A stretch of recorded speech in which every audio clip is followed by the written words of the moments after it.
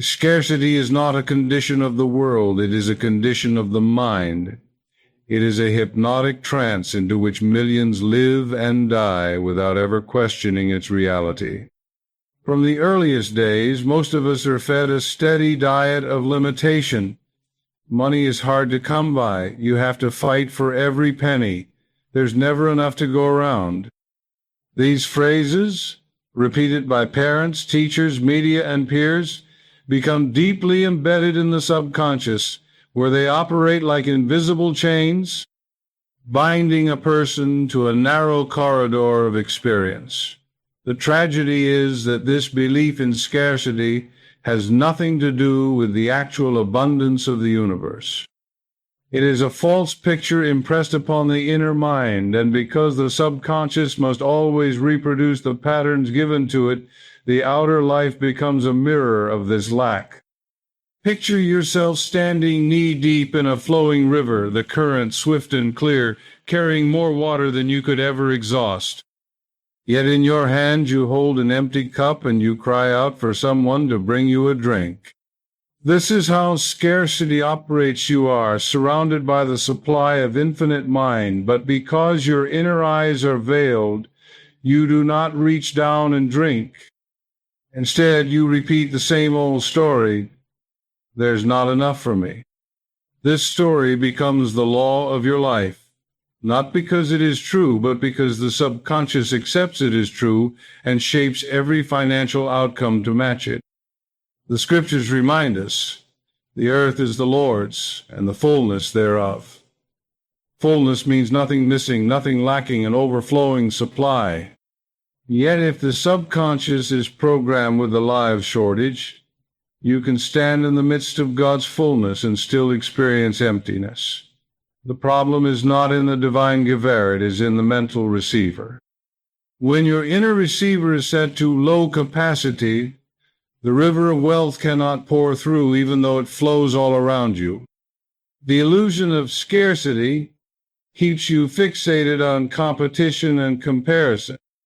You measure your worth against another's gain, you fear their abundance will somehow diminish yours, and you live in a state of chronic tension, bracing against the future as though life were a battleground.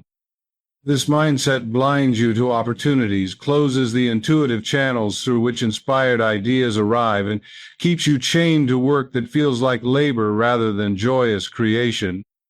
The moment you begin to see scarcity for what it is, a mental hallucination, you take the first step toward freedom. You realize that there is no cosmic law of not enough, only a law of mind that faithfully reproduces whatever seed of belief you plant. And when you are ready to plant a new seed, a seed of abundance, the subconscious will obey that too. The river will still be there waiting for you to cup your hands and drink deeply. Affirmation to carry forward. I stand in the river of God's abundance, and I open my mind to receive without limit.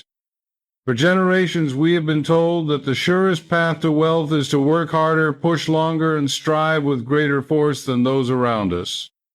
We have been taught to measure the value of our labor in sweat, hours, and exhaustion, as though the universe were a stern taskmaster doling out coins only to the most worn and weary. And while hard work has its place, discipline, excellence, and effort are noble qualities, it is not the root from which true, lasting wealth springs.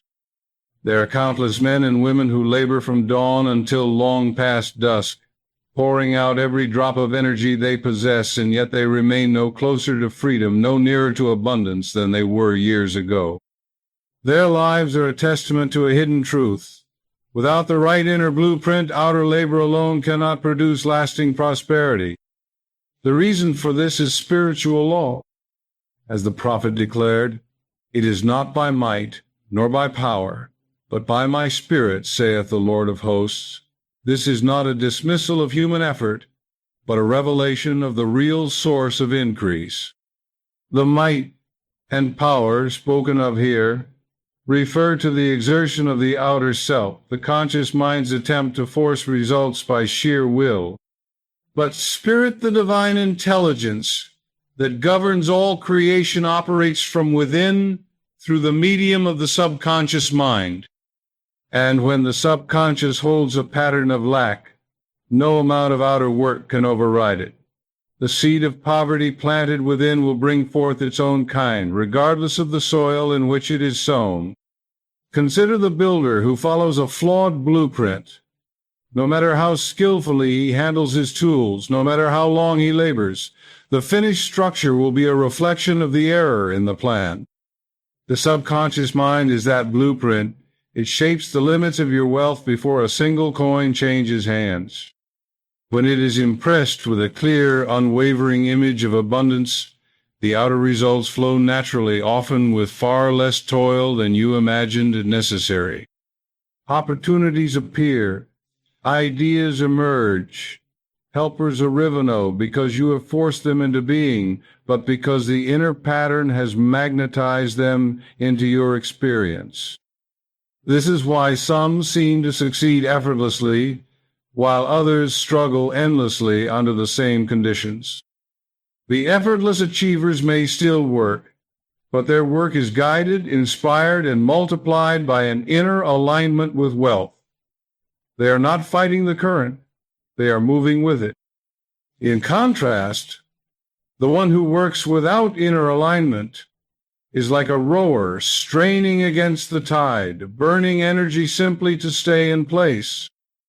The invitation before you is to stop rowing against the current of your own subconscious programming. You do not need to abandon work, you need to align it with the inner law that governs all increase. When you do, your labor becomes joyful, creative, and infinitely more productive. The 3 spiritual words you are about to learn will act as the switch that changes your inner current so that the work you choose to do flows in harmony with the unseen forces already moving to bless you. Affirmation to carry forward. It is not by might nor by power, but by spirit that my wealth appears, and my work is guided by divine law. Before divine wealth can pour into your life, you must first identify and remove the hidden barriers that block its flow, what I call wealth blockers. These are not obstacles in the outer world, though they may appear to manifest there. They are patterns of thought and feeling lodged deep in the subconscious, quietly shaping your financial reality day after day. Left unexamined, these patterns can nullify even the most inspired affirmations and the most disciplined action. They are like invisible dams across the river of supply, and until they are dissolved, you will experience wealth as a trickle rather than the full, rushing current that is your divine birthright. The first and perhaps most common of these blockers is fear of success. Though it may seem strange, many people carry an unconscious dread of what abundance might bring. They imagine that wealth will alienate them from loved ones, attract envy or resentment, or place on them responsibilities they feel unprepared to meet. This fear creates a silent push-pull within. Consciously, they reach for more, but unconsciously, they recoil from it. The subconscious, always striving to maintain inner harmony, resolves the conflict by keeping them in a state of near enough, but not quite where desires are never fully realized. And opportunities somehow slip away at the last moment. The second great blocker is guilt about money. This often takes root in childhood, in households or religious environments where wealth was spoken of as corrupting, selfish, or spiritually inferior to poverty. Such conditioning teaches the subconscious that having more than others is morally wrong, and because the subconscious always acts to protect what it believes is right, it will sabotage any path toward greater abundance. The individual may find themselves giving away windfalls, undercharging for their work, or accidentally making choices that lead to loss anything, to remain in alignment with the inherited belief that wealth is dangerous or unworthy. A third, deeply ingrained blocker is inherited poverty beliefs. These are the generational patterns passed down like heirlooms, not in the form of tangible assets, but in the stories told around kitchen tables. We're just not the kind of people who get ahead. People like us have to work twice as hard for half as much. Life is a constant struggle. Such beliefs are so normalized that they become part of one's identity, as fixed in the mind as one's name. And because identity is the most powerful driver of subconscious behavior, these poverty beliefs can persist for decades unless consciously uprooted and replaced. Each of these blockers operates on the same principle. The subconscious accepts them as truth and then arranges your circumstances to match. And here is the key. These patterns are not personal failings. They are simply outdated mental programs. The moment you see them for what they are, you can begin to change them. Awareness is the first crack in the dam, and into that crack can flow the light of a new idea, a new truth, a new decree. The 3 spiritual words you will soon learn are designed to bypass these blockers entirely. They do not wrestle with the fear, guilt, or inherited belief. They overwrite them with a higher command, one that resonates so strongly with the truth of your being that the old patterns lose their grip without a fight. When you begin speaking them with conviction, you will feel the shift not in some distant future, but here and now as the river of supply begins to rise and flow more freely than you have ever known. Affirmation to carry forward. Every false belief about wealth is dissolved now, and my mind is open to receive the fullness of divine supply. Let me illustrate the subtlety and the power of these hidden wealth blockers with a story that could easily be your own. Several years ago, I spoke with a man named Daniel, a capable, intelligent entrepreneur whose business had all the makings of success. He had a loyal customer base, a quality product, and a work ethic that would put most to shame. Yet month after month, he found himself just breaking even, or worse, falling short. Opportunities seemed to appear, but at the final moment, deals would collapse, suppliers would back out, or unexpected expenses would devour the profits. From the outside, it looked like a streak of bad luck. From the inside, Daniel felt as though some invisible force was holding him in place. When we sat down to examine his situation, I asked him to speak honestly about how he felt toward wealth and success, not what he thought he should say, but the truth that rose up from within. At first, he spoke the usual affirmations. I want to be wealthy. I deserve success. But then, after a pause, he admitted something he had never said aloud. I'm afraid that if I make too much, my friends will treat me differently. Maybe they'll resent me. I've seen it happen to others. There it was, the unspoken fear of success, quietly canceling out his conscious desire. Once that fear had a name, we traced it back to its origin. In his teens, Daniel had watched his father's closest friend, a man of modest means, suddenly inherit a fortune.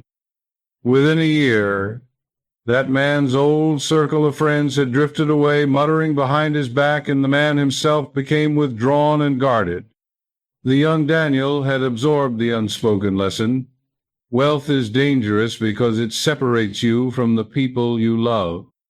Without realizing it, he had carried this belief into adulthood, and his subconscious had faithfully protected him from that imagined danger by ensuring his income stayed within safe limits. I explained to Daniel that his subconscious was not his enemy, it was his servant, carrying out what it believed to be his true wish. The task was not to fight against it, but to give it a new, higher instruction, one that affirmed both abundance and connection. This is where the 3 spiritual words come into play. By repeating them daily with conviction, Daniel began to overwrite the old belief. The words acted like a master key, unlocking the vault of his subconscious and reprogramming it to see wealth not as a wedge between himself and others, but as a channel for greater generosity, influence, and shared joy. Within weeks, the results were unmistakable. A contract he had been pursuing for months suddenly went through without a hitch. An investor approached him with an offer that aligned perfectly with his vision. His monthly revenue doubled, then tripled, not because he had drastically changed his business model, but because the invisible blockade within had been removed. The river of supply that had been dammed up for years was finally flowing unhindered. Daniel's story is a reminder that the walls holding back your own abundance may be built from fears and beliefs you do not even consciously remember forming. But the moment those walls are breached, whether through insight, release, or the application of a higher spiritual truth, the flow is restored. And when we move into the practice of the 3 spiritual words, you will see how simply and powerfully this restoration can occur, even in cases where years of effort have yielded no lasting result. Affirmation to carry forward. I release every hidden fear about wealth, and I open the vault of my subconscious to the free flow of divine abundance. Before you take hold of the 3 spiritual words and set them to work in your life, you must prepare the inner ground upon which they will be planted. This is not a mere formality. It is the essential clearing away of the weeds, stones, and hardened soil that could otherwise choke the seed before it has a chance to take root. In spiritual terms, this means releasing the residue of past disappointments, clearing away emotional clutter, and creating a receptive state of mind in which the words can sink deep into the subconscious without resistance. If you attempt to plant them into a mind still tangled with yesterday's fears and grievances, they will compete for space and energy with those old growths, and the harvest will be delayed or diminished. Think of a master gardener preparing a plot of land. Before a single seed is sown, the gardener bends low, removing debris left from last season, turning the soil so that fresh air and sunlight can penetrate, and enriching it with nutrients that will sustain the young plants. This is exactly what you are to do with your inner garden. The debris in this case is the mental replay of past financial struggles, the self-criticism over mistakes, the resentments toward others who seem to have more, and the habit of scanning the horizon for lack instead of abundance. Each of these must be gently lifted out and discarded, for they do not belong in the fertile ground where your new wealth consciousness will grow. One of the simplest and most effective ways to prepare this ground is through a short, intentional release practice. Each evening before bed, sit in a quiet place with a notebook or a single sheet of paper. At the top of the page, write the words, "I release this now." Then, without censoring yourself, list every worry, every frustration, every lingering doubt about money, success, or your ability to receive. Let the pen move freely. You are not crafting a statement for anyone else's eyes but your own. When the list feels complete, read it aloud once, with the clear intention that these thoughts are no longer yours to carry. Then tear the paper into small pieces, or burn it safely, watching as the symbols of your former burdens dissolve into nothing. This physical act impresses upon the subconscious that a genuine clearing has taken place. In the morning, when your mind is fresh and unburdened from sleep, spend a few minutes affirming your readiness to receive. You might say, "My mind is open, my heart is ready, and my life is a fertile field for divine ideas." This morning declaration acts like the gardener's turning of the soil, keeping it soft, open, and ready for the planting of the three spiritual words when the moment comes. By pairing the nightly release with the morning opening, you create a rhythmic cycle of clearing and receiving that keeps your inner atmosphere hospitable to the growth of new patterns.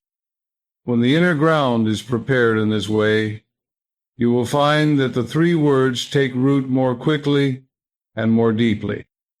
You will sense, almost from the first repetition, that something within you is saying, yes, this belongs here. And that internal yes is the signal that the subconscious has accepted the seed and that the law of growth has already begun its invisible work.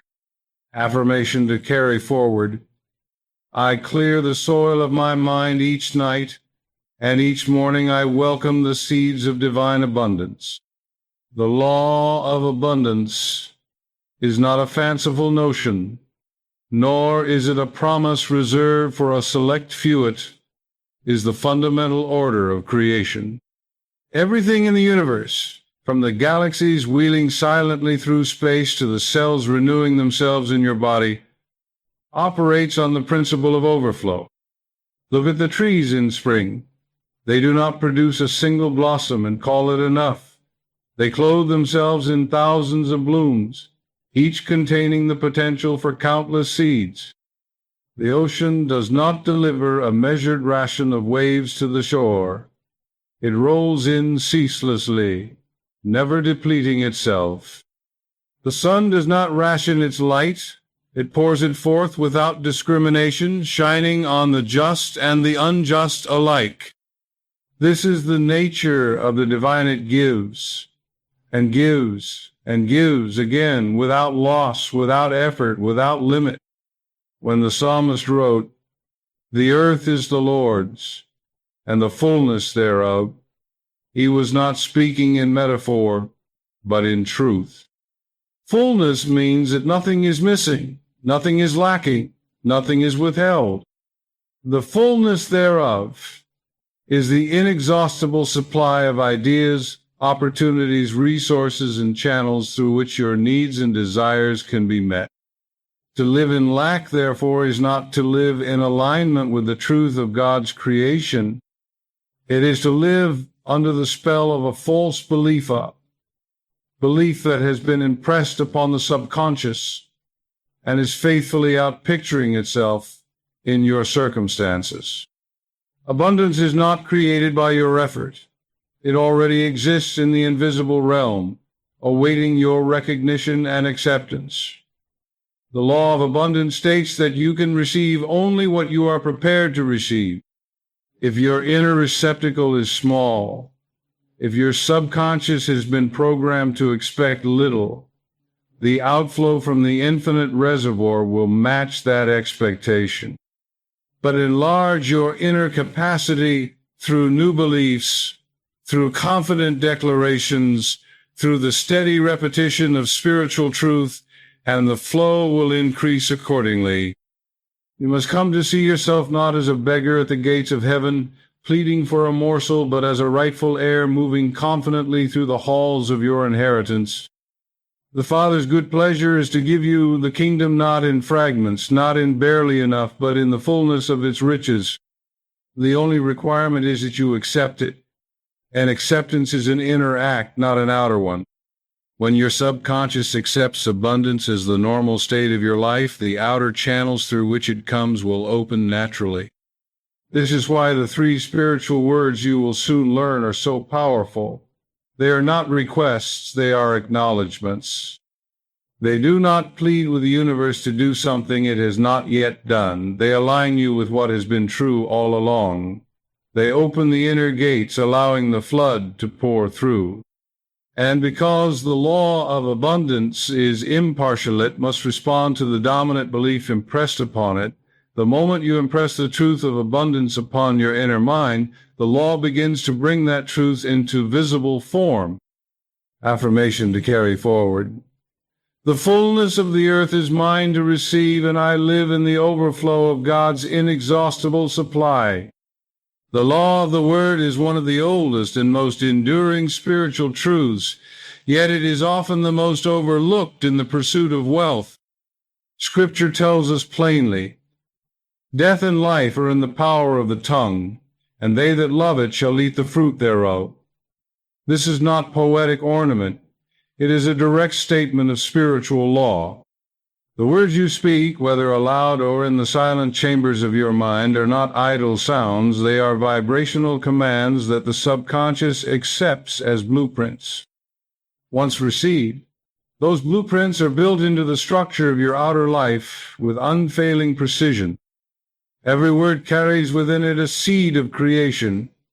The moment it leaves your lips or rises in your inner dialogue, it begins to take root in the fertile soil of your subconscious. And because the subconscious cannot distinguish between what is spoken as a joke, as a complaint, or as a serious decree, every word is treated as instruction. If you constantly affirm lack, "I can't afford that," money never sticks around. People like me just don't get ahead. You are planting weeds in your inner garden, and they will grow as surely as the roses you long for. In the ancient Hebrew and early Christian understanding, the word was not merely speech, it was the active force of God in motion, the logos, the creative principle through which all things were made. The word became flesh means that what is declared in spirit, through thought and speech, must inevitably take form in the material world. When you speak words charged with faith, gratitude, and certainty, you are activating this same creative force, setting in motion a chain of events that will bring your declaration into tangible being. The danger lies in speaking without awareness. Many people cancel the effects of their affirmations by allowing careless words to dominate their day. They may begin the morning declaring abundance, but by midday they are speaking of bills, debts, and economic downturns with the same fervor they should reserve for their spiritual truths. The subconscious does not sort these into real and unreal. It simply accepts the dominant impression, which is almost always the one most charged with emotion. This is why casual worry spoken with intensity can overpower a rote affirmation spoken without feeling. The law of the word demands that you become deliberate in your speech. Each word must be measured against the reality you wish to create. This is not repression, it is conscious creation. When you understand that your tongue is a scepter and your words are decrees, you begin to speak as one who governs their own kingdom. You refuse to plant anything in the soil of your mind that you would not gladly see take root and multiply. The three spiritual words at the heart of this teaching are the purest form of such a decree. They are simple, direct, and unambiguous. When spoken with conviction, they bypass the tangle of contradictory beliefs and impress themselves directly upon the subconscious. Through them, you speak not as a beggar, but as a creator, not as one wishing for wealth, but as one claiming what already exists in the invisible. In this way, your words become flesh not someday, but as swiftly as the law of mind allows. Affirmation to carry forward. I guard my tongue as I guard my life, for my words are seeds that shape my world. The law of acceptance is the silent partner to the law of the word, for no spoken decree can bear fruit unless it is received inwardly as truth. The subconscious does not create simply because you speak, it creates because you accept what you speak as real, present, and inevitable. Acceptance is the inner yes that seals the instruction, much like a signature on a binding agreement. Without it, words remain as unplanted seeds, sound and vibration without roots, destined to drift away on the wind. To accept is to embody the feeling that the thing desired is already yours. This is why Jesus spoke in the present tense when teaching about prayer. What things soever ye desire, when ye pray, believe that ye receive them, and ye shall have them. Note the order: believe you receive, and then you shall have. Most reverse the process. waiting to see the manifestation before granting themselves the feeling of having received it. But the law of mind is not activated by waiting, it is activated by believing now. The subconscious accepts the state you dwell in most consistently, and when that state is one of already having, it goes to work aligning circumstances to match. Many fail in their affirmations, not because they lack discipline, but because they treat their statements as distant wishes rather than present realities. They say, "I will be wealthy someday," which the subconscious faithfully translates into "not now." And because "not now" is the dominant instruction, "not now" becomes the ongoing condition of their lives. Acceptance requires you to remove the gap between desire and fulfillment in your inner world. It is a refusal to speak or think of your good as apart from you, delayed or conditional. Imagine a gift offered to you by someone you trust completely. You do not doubt its authenticity. You do not ask whether it is really for you. You reach out, take it in your hands, and say thank you. That is acceptance. It is an unhesitating embrace of what is given, without waiting for further proof. When you accept divine wealth in the same way, without suspicion, without delay, you signal to the subconscious that the matter is settled. And once the subconscious holds it as settled, the outer conditions begin to rearrange themselves accordingly. The 3 spiritual words you are about to learn are a direct invocation of this law. They contain within them both the decree and the acceptance. When spoken, they not only declare wealth, they embody the consciousness of already possessing it. This is why they work so swiftly. They leave no space for delay, no room for the subconscious to file the request under future. They pull the experience into the now, where the only real creation can take place. Acceptance is not passive resignation, it is active agreement with the truth of your being. It is standing in the reality of abundance, even when the outer evidence has yet to catch up, and knowing that by doing so, you hasten its arrival. When you master acceptance, you will find that wealth begins to appear in forms you could not have predicted, because the law is free to work through any and all channels without resistance. Affirmation to carry forward. I accept divine wealth now without question or delay, and my life reflects my acceptance. Why 3 words? Why not 4 or 6 or a dozen? The simplicity of 3 is not accidental. It is woven into the very fabric of creation and spiritual law. Throughout Scripture, throughout sacred architecture, throughout the mystical traditions of every culture, the number 3 appears as a symbol of wholeness, completion, and divine authority. In the Christian tradition, the Trinity, Father, Son, and Holy Spirit expresses the fullness of God's nature in 3 aspects.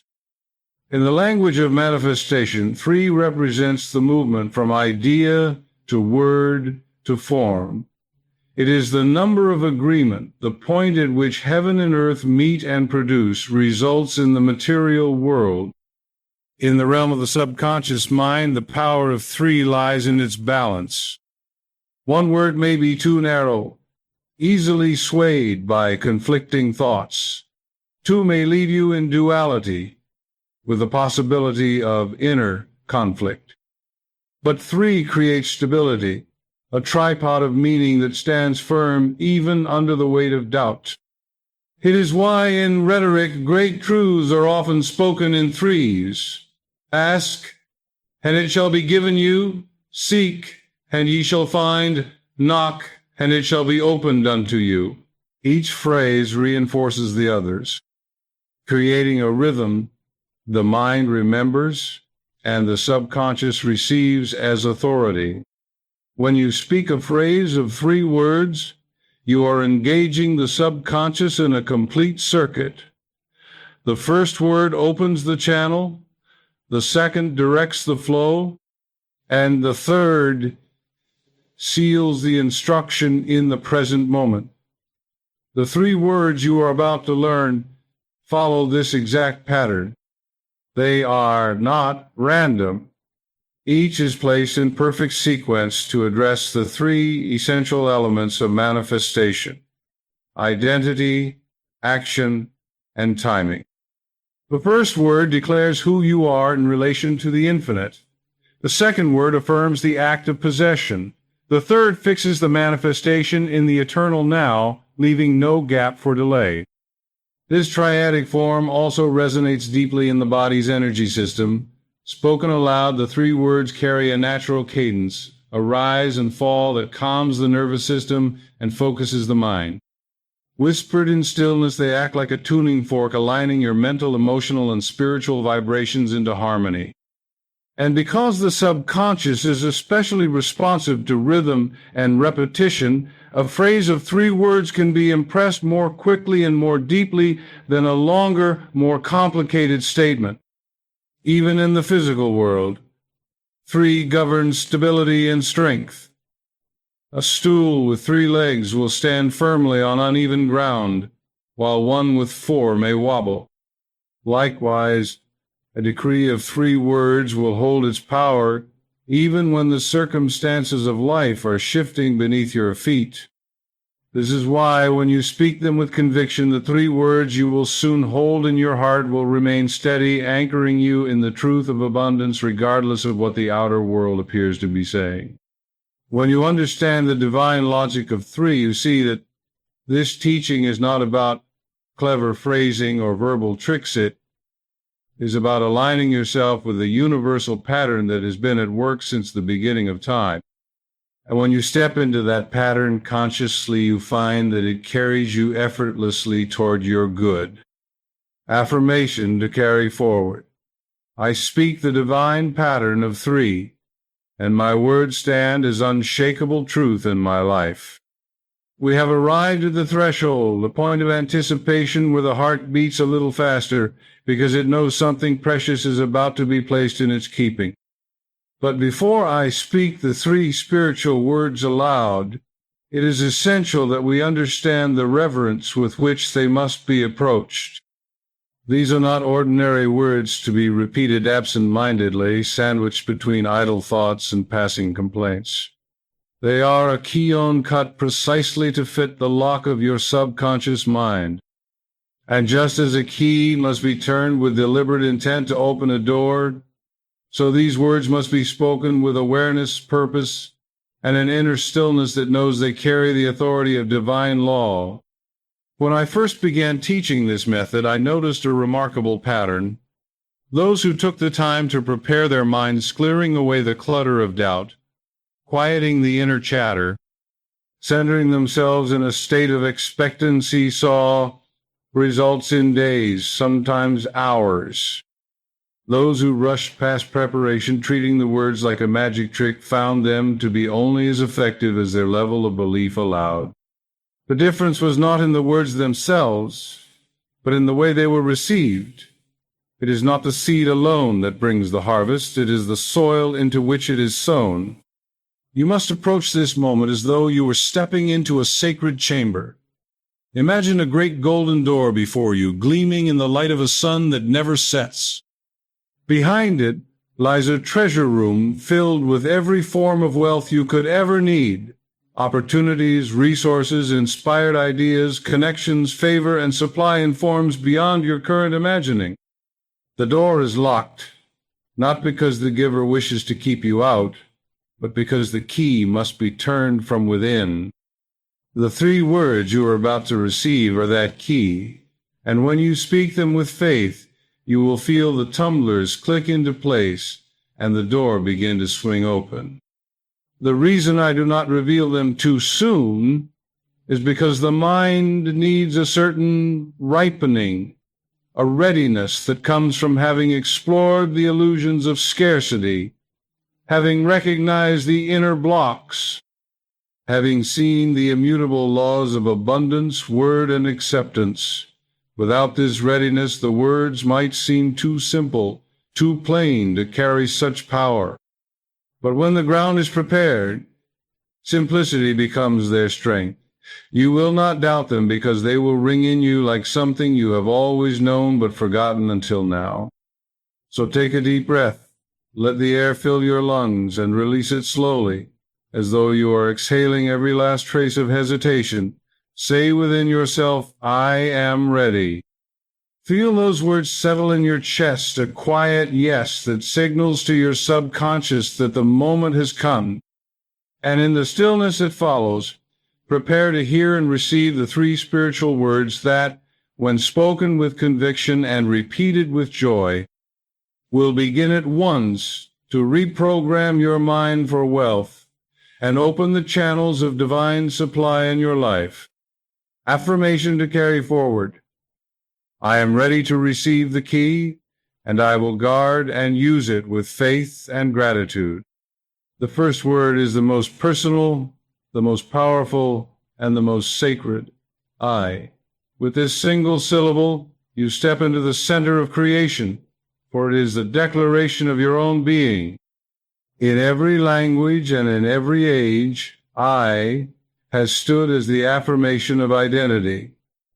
It is not just a pronoun. He is the name you give to your consciousness, the point at which your awareness meets existence.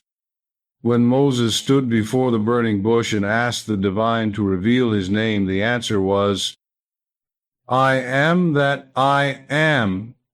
In those words lies the truth that every I spoken by a child of God carries the echo of the infinite. I am. To say I is to claim authorship of your experience. It is the moment when you stop pointing to others, to fate, or to chance as the source of your condition, and you acknowledge the seat of power within. This is why it must be the first word of the three. It turns the key in the lock of self-recognition. Without I, there's no claim, no ownership, no personal connection to the spiritual law that will unfold the rest. When you say I in the context of a spiritual decree, you are not speaking of the small, fearful self that has been battered by years of doubt or struggle. You are speaking from the higher self, the divine image and likeness in which you were created. You are invoking the eternal identity that cannot be diminished by circumstance, the self that was rich in spirit before it ever held a coin in its hand. In this sense, I is not a petition, it is a coronation. You place the crown upon your own head and take your place in the royal household of divine abundance. Many people stumble at the very threshold of manifestation because they speak powerful words without first anchoring them in the authority of I. They talk about wealth as something out there, disconnected from their own being, as if it were a gift given randomly or earned through appeasement. But when you begin with I, you place yourself directly in the flow. You acknowledge that the creative process begins within you and moves outward. You align yourself with the truth that your consciousness is the cause and the world you see is the effect. Speak I with a slow, steady breath, letting it vibrate through your chest. Feel the weight of it, the authority in it, the ancient truth it carries. In that single syllable, you stand in the same lineage as the prophets, mystics, and teachers who understood that the kingdom of God is within, and that to claim it, you must first declare your place in it. This first word prepares the subconscious to listen, to receive, and to act upon the command that follows, because it knows the command is being issued by the rightful authority, you. Affirmation to carry forward. I am the center of my creation, the point where God's infinite abundance flows into form. The second word is the bridge between knowing who you are and stepping into the experience of what is already yours. Receive. This is the word that changes the posture of your soul from reaching to welcoming, from striving to allowing. To receive is not to beg, plead, or bargain it. Is to open the hands of your heart and let the abundance that has always been present flow into your experience without obstruction. The moment you say receive, you dismantle the walls built by unworthiness, fear, and doubt, and you give the subconscious a direct instruction. This is mine now. I accept it fully. Spiritually, receiving is not passive. It is an active consent to the law of supply. The scripture tells us, ask, and it shall be given you. Seek, and ye shall find. Knock, and it shall be opened unto you. But far too many stop at the asking, forgetting that the second half of the process is the inner acceptance, the readiness to take what is offered. The universe can present you with opportunity after opportunity, yet if your inner self has not said yes, those opportunities will pass you by as though invisible. Receive is that, yes, it is the unspoken agreement that says, I am willing to let my life be filled with the good that is mine by divine right. In the realm of the subconscious, receive carries a vibration entirely different from get or take. To get implies chasing, struggling, competing for limited resources. To take often suggests force or grasping, rooted in the belief that there may not be enough to go around. But to receive is to stand in faith that the source of your wealth is infinite, that there is no need to hoard or clutch because the supply is unending. It is to open the door to the divine vault and allow what belongs to you to come forth freely, joyfully, and in perfect order. When you speak, receive after I, you are telling the subconscious that you are not only the rightful heir to divine abundance, but that you are willing to let it in. This is where so many falter, not because the supply is lacking, but because they have unconsciously refused to accept it. They may carry old guilt that whispers, I don't deserve this. They may harbor a fear that abundance will change them or cost them something they value, but receive overrides those whispers and replaces them with a command the subconscious cannot ignore. Open the gates. Practice saying this word slowly, with an upward lift in your voice, as if you are opening a window to the morning sun. Feel the release of tension in your body as you speak it, the shift from closed to open, from doubt to welcome. Imagine that with each breath you are drawing in streams of golden light that carries within it the very substance of wealth, health, ideas, and opportunities, and that each time you exhale, you make more space for the flow to continue. Receive is the turning point in the three-word decree. It transforms a statement from an abstract truth about who you are into a lived experience of abundance pouring into your life. It is the moment the seed meets the soil, the key turns in the lock, the door swings wide. Without it, I remains only a declaration. With it, I becomes the opening through which all things are made possible. Affirmation to carry forward. I receive the fullness of God's abundance now, and I welcome it into every part of my life. The third word is the seal, the final stroke that completes the circuit of power and fixes your declaration in the only time that creation truly knows, the eternal now. Without this word, your decree can drift into the vague future, always just out of reach, like the horizon that recedes as you walk toward it. The subconscious does not work in the currency of someday. It takes its instructions from the state you hold in the present moment. When you say now, you collapse the distance between desire and fulfillment, telling your inner mind that the thing spoken of exists already and must be experienced without delay. In the spiritual realm, now is not merely a point on the clock. It is the timeless present in which God acts. When Moses asked the divine for a name, the answer was not I will be, nor I was, but I am. That is the language of creation. To place now at the end of your decree is to align yourself with the Creator's own tense, the perpetual present, in which all things are already accomplished.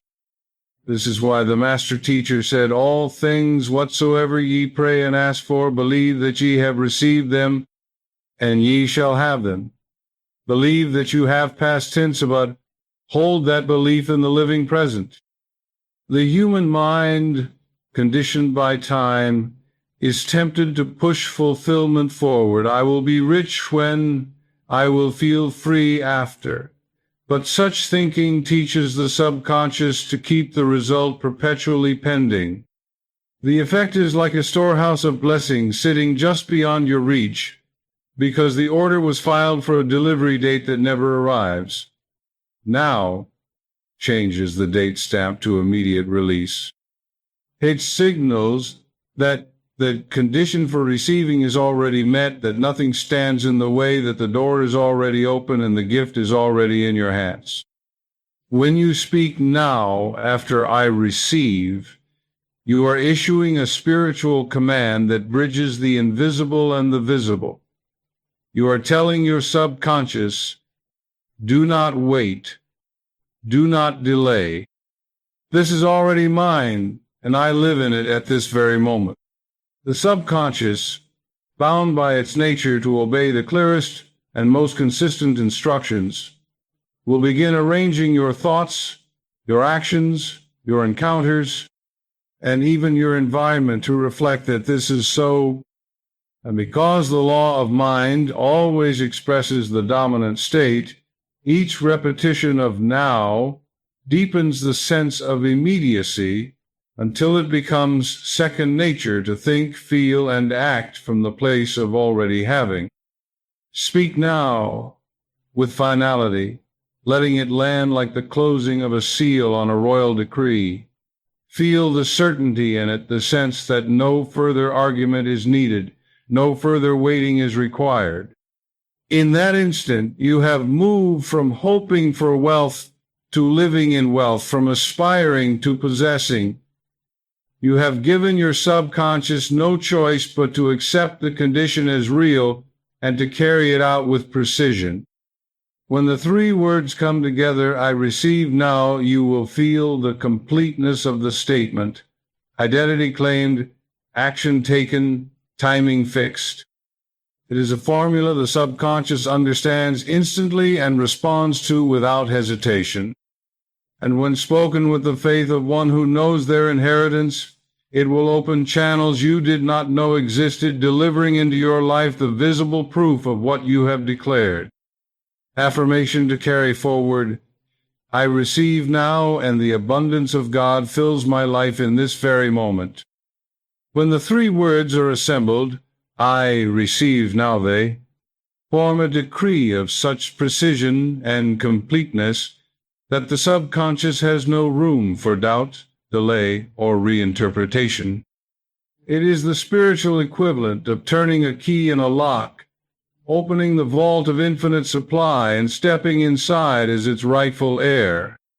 The beauty of this phrase lies not only in its simplicity, but in its directness.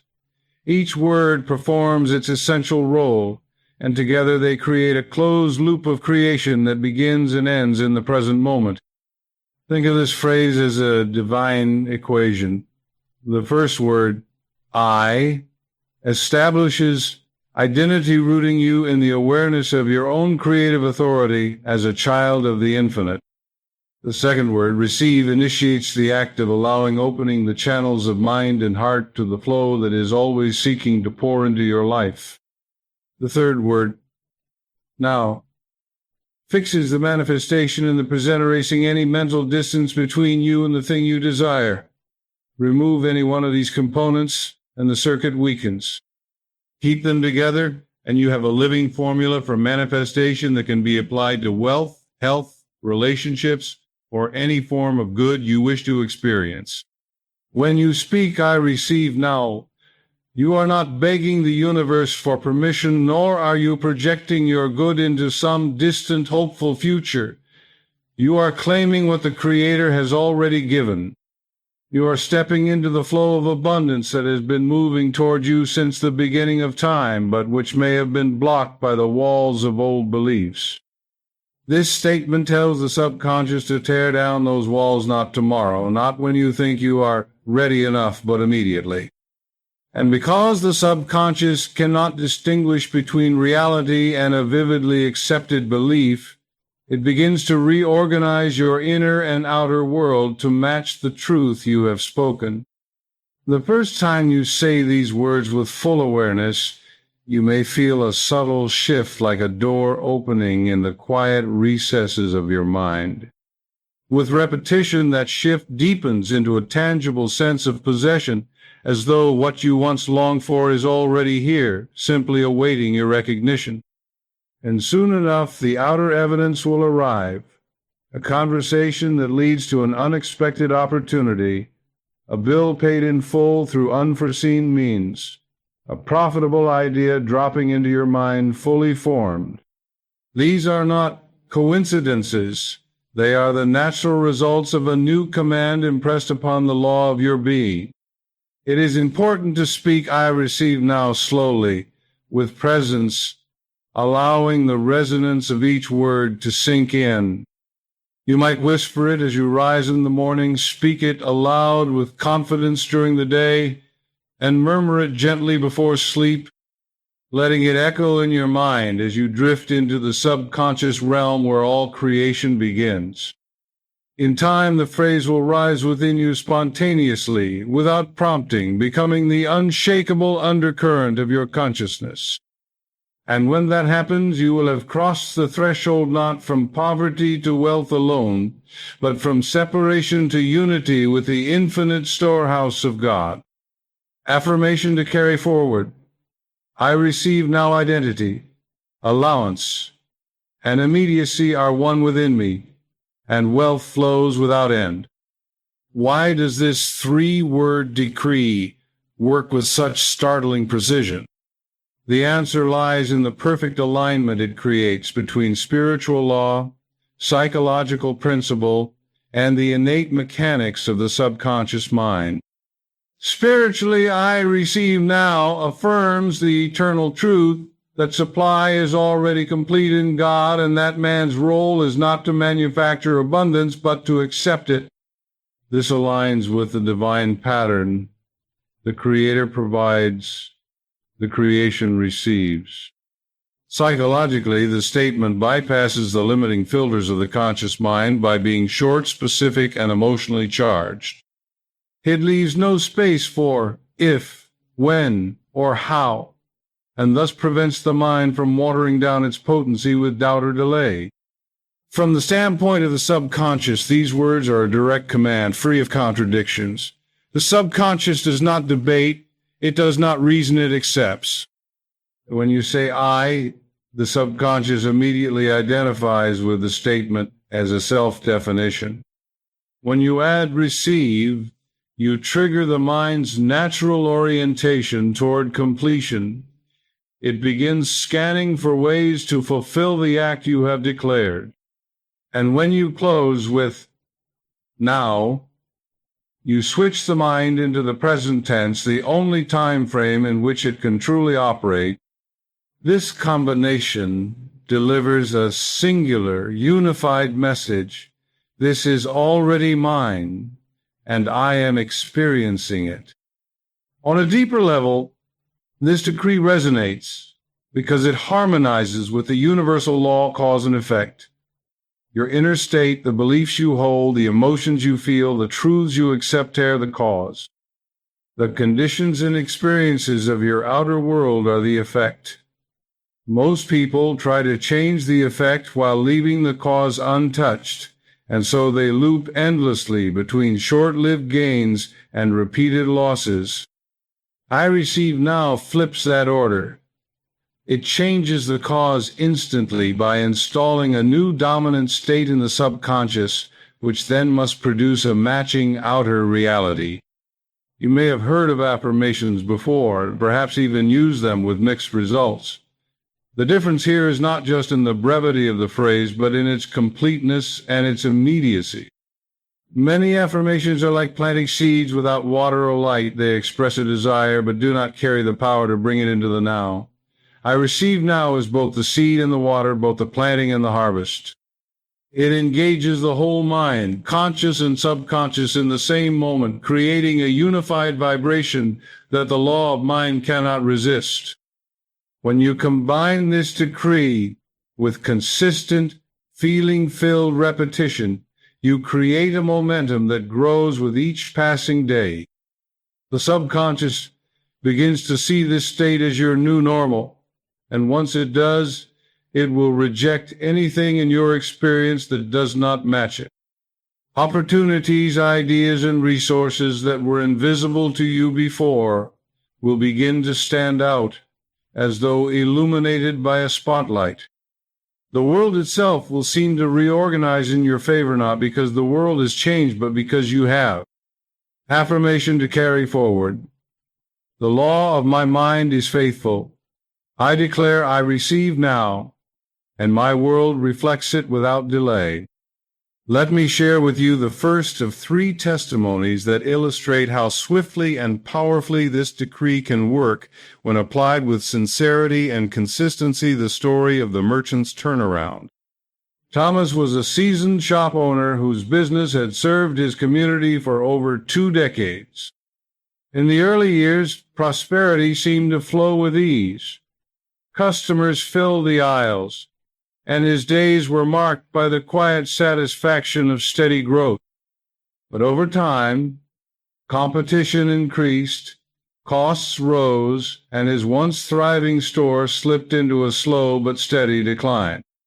He tried everything he knew in the outer world: sales promotions, advertising campaigns, rearranging his store layout, but nothing produced more than a short-lived bump. His savings dwindled, debts mounted, and the quiet satisfaction he had once known was replaced by a gnawing dread that he might have to close the doors for good. When Thomas came to me, he was carrying the weight of years of effort without reward. His language revealed the silent program running in his subconscious. Phrases like, "These are hard times," and "You can't fight the big chains," slipped into his conversation like background noise. He loved his work, but beneath it all was a resignation, a belief that his best days were behind him and that his future would be a slow retreat. I told him that no amount of marketing could succeed until the inner blueprint changed, and I gave him the 3 words, "I receive now." His instructions were simple: say them upon waking, throughout the day whenever he felt fear or doubt, and before sleep, pairing them with the feeling of his shop alive with business once more. The first 2 days felt strange to him. He admitted that his mind wanted to wander back into worry, rehearsing the same old limitations. But he persisted, speaking the words as a steady, calm declaration, imagining with each repetition that customers were flowing into his store, transactions were being made, and the shelves were turning over rapidly. By the 3rd day, he noticed a lightness in his mood, a subtle shift from dread to anticipation. On the 4th day, an old supplier who had stopped working with him due to his declining sales called unexpectedly, offering him favorable terms on a line of popular products that had previously been out of reach. The next day, a local influencer featured his shop in a social media post, without being asked, sending a surge of curious visitors through his doors. By the 7th day, his weekly revenue had more than doubled, not because of any grand external strategy, but because he had shifted the vibration of his inner world. He told me, "It felt like the tide turned all at once. I didn't push, I opened." And that is the essence of the decree. He stopped wrestling with the outer conditions and began commanding his inner reality with, "I receive now." Thomas's turnaround is not an anomaly, is the natural result of aligning the inner cause with the desired outer effect. The moment you accept your abundance as present, the law of mind begins to draw into your life every element required to make it visible. You do not need to know which door will open. You need only to stand in the truth that the opening is already here. Affirmation to carry forward. As I declare, I receive now, doors open, channels flow, and my supply rushes to meet me. The second testimony comes from a woman named Clara, a single mother of two who had been carrying the heavy burden of financial survival for years. Clara worked two part-time jobs, neither of which offered security or benefits, and still found herself juggling overdue bills each month. She often described her life as running on empty, both in her bank account and in her own body. Her friends admired her resilience, but privately she felt trapped in a cycle she couldn't escape. A cycle where every extra dollar that came in seemed to be swallowed instantly by some new expense. When Clara first heard I Receive Now, she admitted that her initial reaction was skepticism. It sounds too simple, she told me. But simplicity was exactly what she needed, something she could hold on to in the midst of a chaotic schedule and constant demands. I instructed her to repeat the 3 words every morning before her feet touched the floor, to let them be her anchor during the storms of the day, and to close each night by pairing them with a vivid image of her life in financial ease, seeing herself paying bills with gratitude, filling her pantry without hesitation, and even setting aside money for the future. The first few days brought no visible change in her circumstances, but she noticed an immediate shift in her mood. Instead of waking with the familiar weight of dread, she began to feel a quiet expectancy, as though something was moving in her favor. On the 5th day, a friend she hadn't spoken to in years reached out, inviting her to apply for an administrative position at his company. It was full-time, with benefits, and paid more than both of her part-time jobs combined. She interviewed on the 7th day, and the moment she walked into the office, she said it felt like home. She was offered the position before the week was over. When she accepted, her mind flashed back to the dozens of times she had whispered, "I receive now," in her car between shifts, holding on to the feeling of relief and gratitude as if it were already real. Clara understood then that the words had not made the job appear, they had shifted her inner atmosphere so that she could finally see and step into the opportunities that had been circling her all along. Even more remarkable, within her first month in the new role, she received an unexpected bonus after helping resolve a major scheduling problem at the office. Instead of using the extra money to catch up as she would have in the past, she followed her newfound sense of wealth consciousness and placed part of it in Savings' first ever emergency fund. She told me later, "It feels like I've stepped out of survival mode into a life where there's room to breathe." Clara's story proves that I Receive Now does not depend on the size of your current resources or the appearance of your circumstances. It works because it alters the cause, your inner state, which inevitably alters the effect. Once you are living in the vibration of receiving, you magnetize the situations, people, and ideas that match it. Affirmation to carry forward. I live in the vibration of receiving, and my life opens to supply from every direction. The third testimony comes from Aaron, a gifted painter whose art brimmed with emotion and beauty, yet who struggled to find buyers for his work. For years, Aaron lived in a cramped studio apartment surrounded by canvases he considered his children, each one painted with care but destined to lean against the wall, unseen and unsold. Though his friends praised his talent, he carried a private conviction that making a living from his art was a privilege granted only to a rare few, and that he was not among them. That belief became a silent barrier, keeping him in a loop of small local shows and the occasional modest sale, but never breaking through to the life of abundance and creative freedom he longed for. When Aaron was introduced to I Receive Now, He was intrigued but hesitant. "I've tried affirmations before," he confessed, "but it's like they bounce off me." I told him this phrase was different, that it wasn't about convincing himself of something far away, but about inhabiting the reality of receiving in the present moment. His instructions were clear. He was to say the words while standing before his latest painting each morning, imagining that it had just sold for a sum beyond his previous expectations, and to repeat them again at night, while envisioning himself shipping it off to a joyful collector. In the first week, nothing dramatic happened outwardly, but something inside him shifted. The heaviness he had felt when looking at his unsold work began to lift.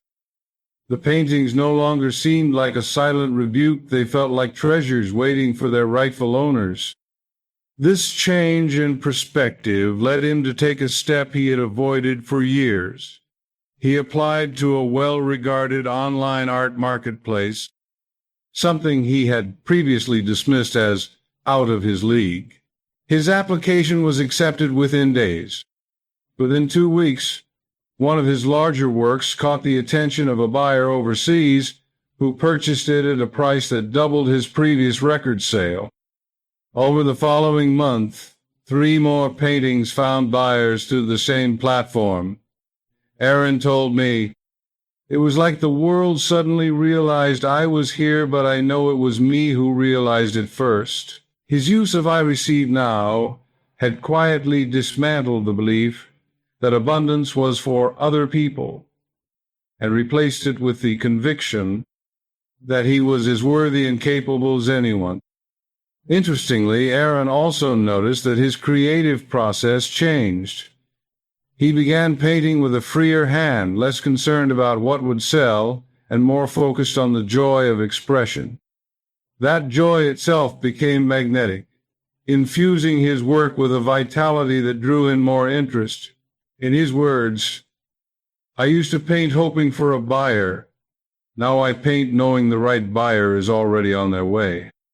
Aaron's breakthrough is a perfect example of how "I receive now" not only brings material results, but also transforms the spirit, restoring confidence and opening the channel to inspiration. The wealth it unlocks is not just measured in currency, but in the deep satisfaction of living one's purpose without the shadow of lack. Affirmation to carry forward. I receive now, and my gifts flow into the world in perfect timing and perfect abundance. When we examine these 3 testimonies together, the merchant, the single mother, and the artist, we begin to see a pattern that reveals the true nature of the decree's power. Though their outer situations were vastly different, the inner mechanics of their transformation were identical. Each of them began in a state of constriction, hemmed in by subconscious programs that defined the limits of what they could have. In Thomas, it was resignation and an invisible ceiling on his business. In Clara, it was the survival mindset that left no room for expansion. In Aaron, it was the belief that abundance belonged to a select few. All 3 were operating under inner laws they had never consciously chosen, but had nevertheless obeyed for years. The introduction of "I receive now" did not simply drop wealth into their laps.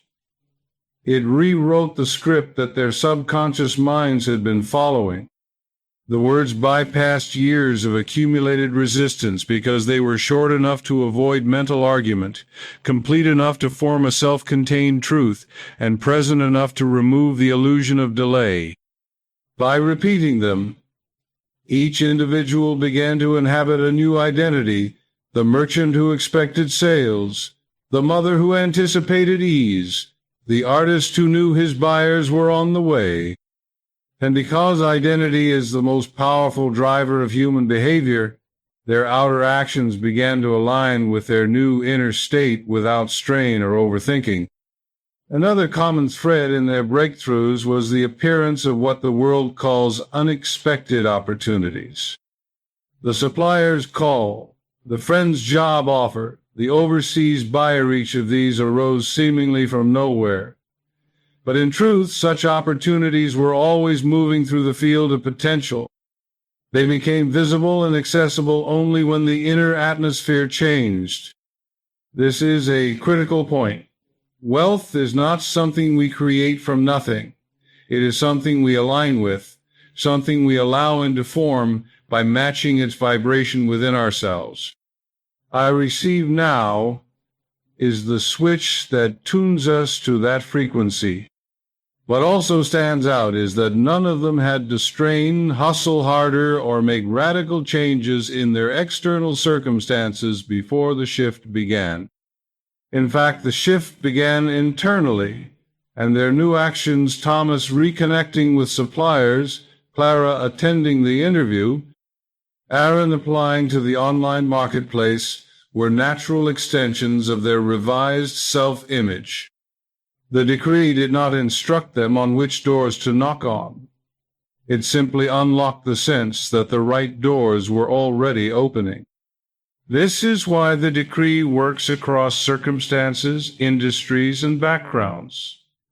It does not depend on the specifics of the outer situation, but on the universality of the law of mind. When you change the cause, the effect must follow, no matter how unlikely it may seem from your current vantage point. And when you hold to I receive now with the calm certainty of someone stating a fact, you give the law no choice but to respond in kind. Affirmation to carry forward. The law of mind is impartial. As I declare I receive now, it fulfills my word with precision and abundance. Now that you have seen the law in action through these testimonies, it is time to move from inspiration to application to take, I receive. Now, from an idea you understand into a living practice that transforms your experience in 7 days. This is where the 7-day integration plan becomes your framework, your scaffolding for building the new inner structure that will sustain wealth consciousness long after the first wave of results has arrived. 7 days is not chosen at random. It mirrors the divine pattern of creation itself.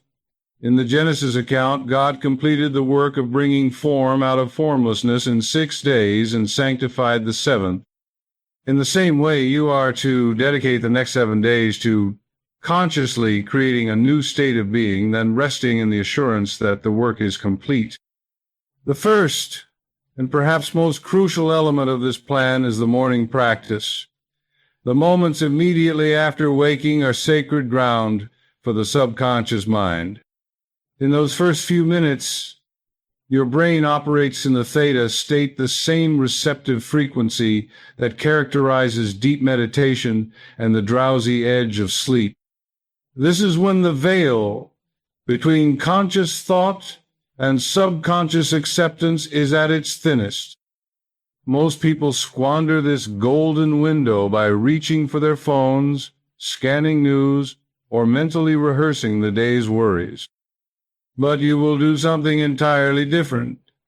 You will impress your decree upon your inner mind while it is most open to receiving it. Here's how it is done. The instant you become aware that you are waking, before you even open your eyes, take a deep, unhurried breath. On the inhale, silently affirm, I receive now. On the exhale, feel a wave of gratitude as if the abundance you desire has already arrived. Do this 3 times, letting the phrase and the feeling settle deeper with each repetition. Then, while still in bed, close your eyes again and spend a minute or 2 visualizing one specific scene that represents your wealth fulfilled, perhaps checking your account and seeing the number you desire, perhaps standing in a home you have chosen, perhaps joyfully paying for something in full. Keep the scene simple, vivid, and anchored in the present moment. By beginning your day in this way, you set the tone for everything that follows. You are no longer approaching the world as someone in search of wealth. You are moving through the day as someone who has already received it. This subtle but profound shift colors your thoughts, your words, your decisions, and even the way you carry yourself. And because the subconscious is programmed through repetition, each morning you begin this way compounds the effect, making I receive now the default setting of your inner life. If you do nothing else in the plan, let this be the non-negotiable practice. Guard it fiercely. Make it a sacred appointment with yourself and with the infinite, a daily crowning of your consciousness with the truth of abundance. In time, you will find that the rest of the day begins to rearrange itself to match the vibration you establish in these first moments. Affirmation to carry forward. Each morning I awaken to I receive now, and my day unfolds in the flow of abundance. The second step in your 7-day integration plan is the midday wealth alignment, a deliberate pause in the middle of your day to reset your inner atmosphere and ensure that you remain tuned to the vibration of receiving. You see, the momentum you create in the morning is powerful, but as you move through the hours, the noise of the world can creep in conversations that drip with scarcity thinking, headlines designed to provoke fear, minor frustrations that try to pull you back into the old patterns of reaction. Without a conscious midday realignment, those subtle influences can erode the clarity you established upon waking. Midday is the perfect time to restore that clarity, because your mind is still alert, yet far enough into the day to have collected some emotional residue. The goal here is not to dwell on what has gone wrong, but to return swiftly to the truth. This practice need not take more than a few minutes, and you can do it anywhere at your desk, in your car, during a brief walk, even in the restroom if privacy is needed. What matters is your intent to step out of the current of outer circumstances and back into the steady flow of I receive now. Here's how it works. Find a comfortable position and take 3 slow, deep breaths, allowing your shoulders to relax and your attention to turn inward. On the first inhale, think the word I, letting it root you in your divine identity. On the exhale, release any tension or thought of limitation. On the second inhale, think receive, feeling your heart and mind open wide. On the exhale, release any lingering resistance. On the third inhale, think now, fixing your consciousness firmly in the present moment. On the exhale, imagine golden light flowing outward from you, touching everything in your world with increase. If possible, close your eyes during this process and bring to mind a quick snapshot image of your abundant something that instantly evokes the feeling of having already received. It might be a smiling face as you give a gift, the sight of your bank account showing your desired balance, or the warm glow of security as all your needs are met. Lock onto that feeling and let it saturate your awareness for just a minute or two. This midday alignment serves 2 crucial purposes. It interrupts any unconscious drift into scarcity, and it compounds the subconscious programming by adding another layer of repetition and emotion to your decree. Each time you do it, you are reaffirming to your inner mind that I receive now is not a morning wish or an evening ritual. It is the living state of your being at all times. Over the course of the 7 days, you will begin to notice that this midday pause feels less like a chore and more like a refreshing drink of water in the desert. It will recharge your energy, refocus your intention, and subtly shift the rest of your afternoon so that you begin to see evidence of your decree in motion before the day is through. Affirmation to carry forward. In the midst of my day, I return to I receive now, and the flow of abundance is renewed within me. The third step in your 7-day integration plan is the evening visualization, a deliberate and richly sensory immersion into the reality you are creating. The moments before sleep are like the moments upon waking, a gateway to the subconscious. In this drowsy twilight state, your mind becomes extraordinarily receptive, and the impressions you feed it will echo throughout the night, replaying in the deep workshop of your inner world. This is why the evening practice is not a mere repetition of the morning. It is an amplification, a sealing of the day's vibration, so that your decree continues working while you rest.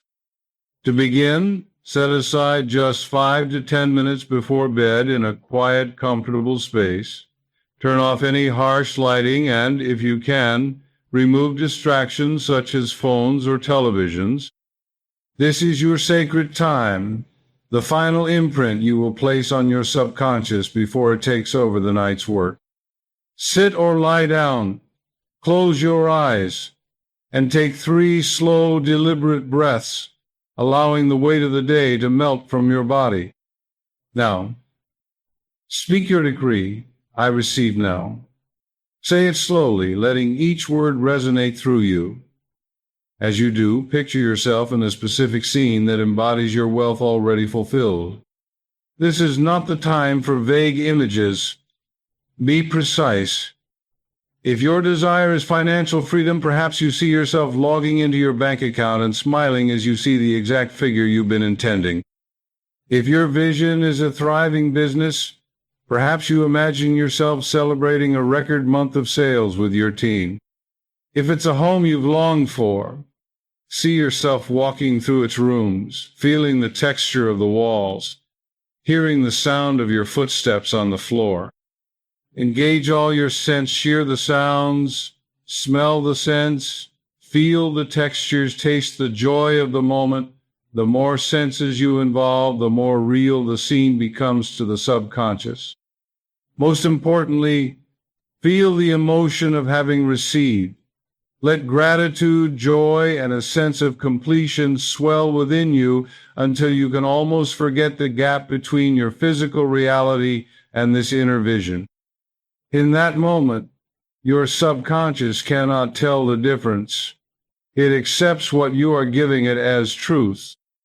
Once the scene feels vivid and satisfying, let it loop a few times, like a short film playing in your mind. Keep your decree close, either repeating I receive now softly between loops or allowing the words to rest as a silent undercurrent beneath the imagery.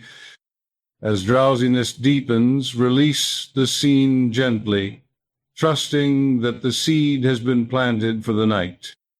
You do not need to force it to work. The subconscious has already taken the instruction and will now set about arranging the circumstances for its fulfillment. Over the course of the 7 days, this evening practice will act as a multiplier for your results.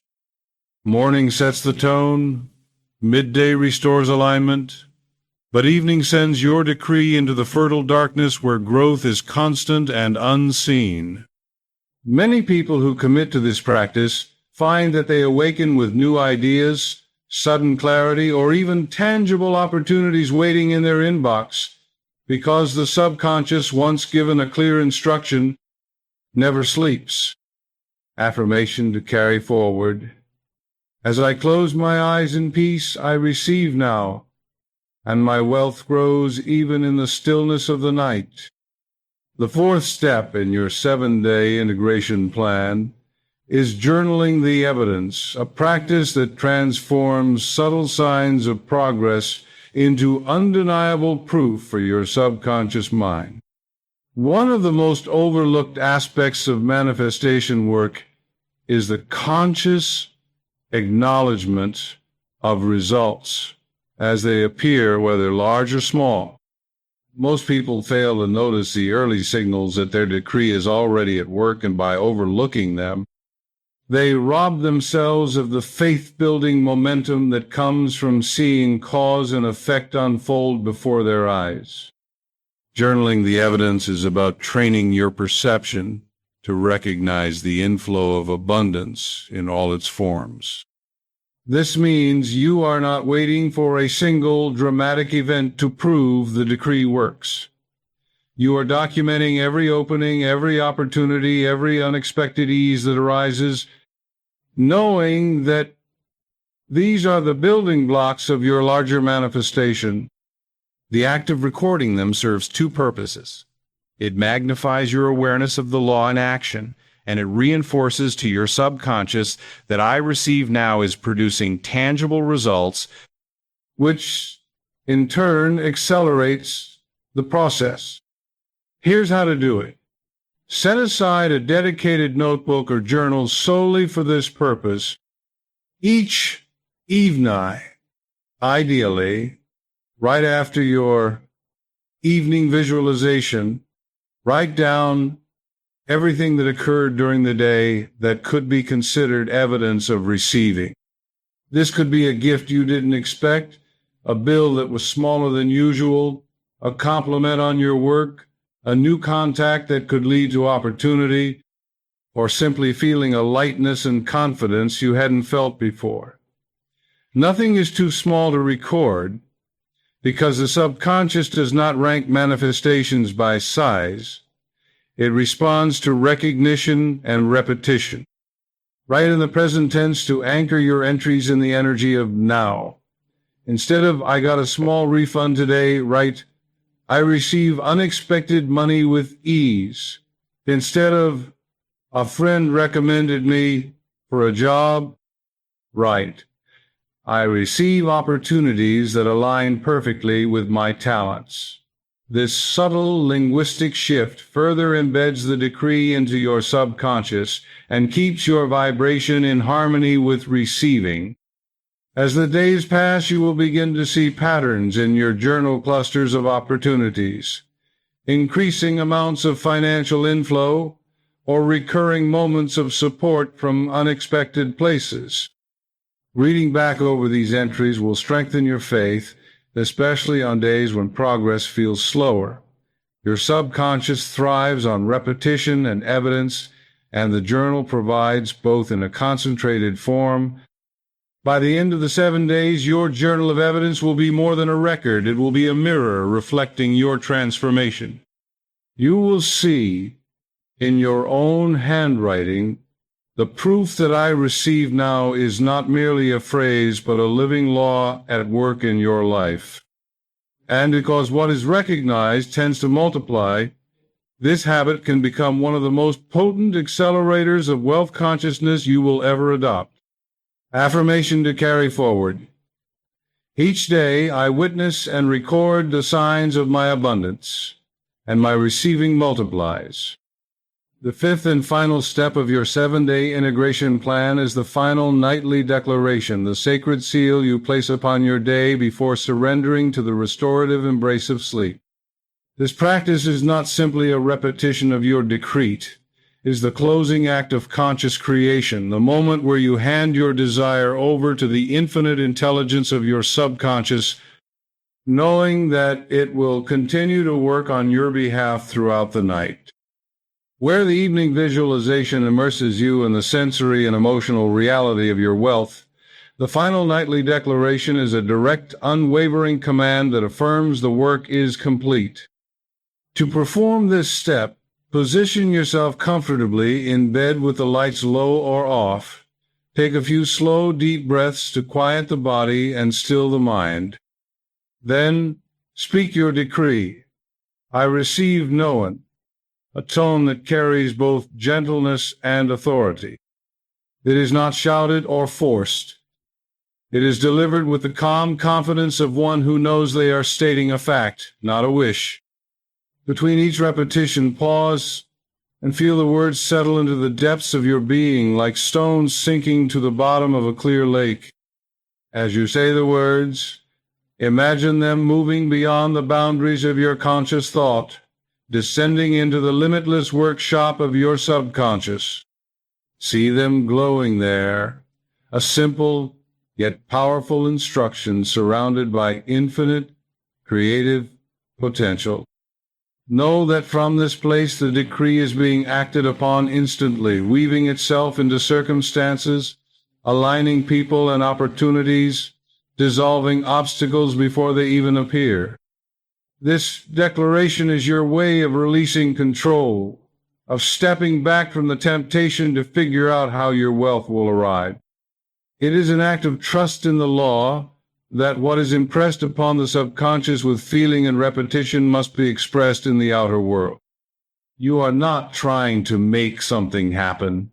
You are affirming that it is already happening here and now. This trust is essential, for the subconscious cannot work freely while the conscious mind clutches at the process in anxiety. End this practice with a simple gesture of closure, perhaps placing your hand over your heart, or exhaling fully and letting the body sink deeper into rest. In your mind, silently repeat, "It is done." This phrase is not a replacement for your decree, but a final flourish that tells your entire being to enter into the Sabbath rest of creation, where the work is finished and the results are inevitable.